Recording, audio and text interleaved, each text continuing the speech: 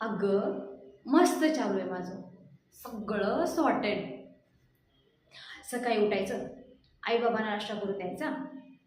मग भावाची थोडी चिडचिड झाली की बरोबर शाळेत जाताना वहिनीसमोर येऊन उभं राहते. माझ्या वहिनीच्या हाताला खूप चव आहे हा.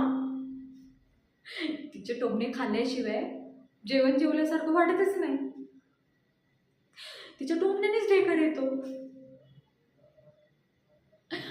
मग शाळेत जायचं, त्या लहान मुलांना एबीसीडी शिकवायचं.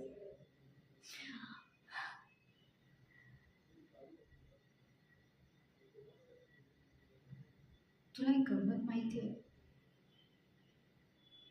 त्या लहान मुलांमध्ये राहून मला कळलं की ती जी मुलं स्वप्न बघतात ना, ती कधीतरी पूर्ण करू अशी आशा ठेवत नाही. म्हणून त्यांना निवांत झोप लागते. पण आपण मात्र आता झोपायलाच घाबरतो. कारण एक आपण पाहिलेलं स्वप्न ते कधीतरी पूर्ण करू ह्या विचारानं झोपच लागत नाही. आणि एकदा का ते स्वप्न तुटलं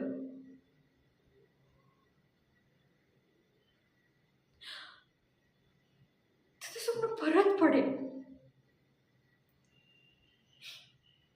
ह्या भीतीने झोपच लागत नाही.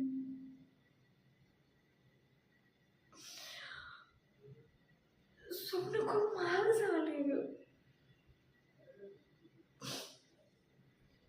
अगं मी ओके आहे, काहीच प्रॉब्लेम नाही. मी हे सहन करू शकते. पण माझ्यासारख्या कितीतरी मुली आहेत ज्या हे स्वीकारू शकत नाही की पैसे नसल्यामुळे हवं ते शिक्षण नाही घेता येत. त्यामुळे त्या आत्महत्या करतायत. मला नेहमी वाटतं की मी त्यांच्यासाठी काहीतरी केलं पाहिजे.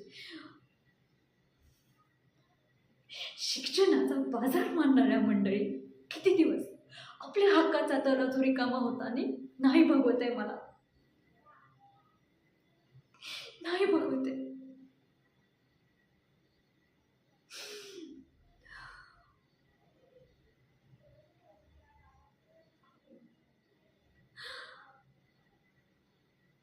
मला माझे बाबा नीट आठवत नाही,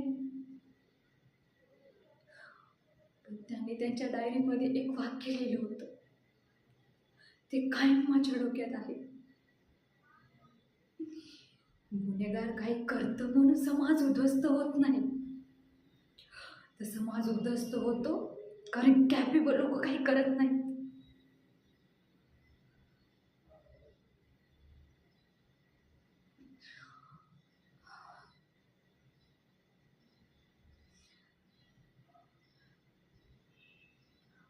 पण तू बरोबर बोलतेस.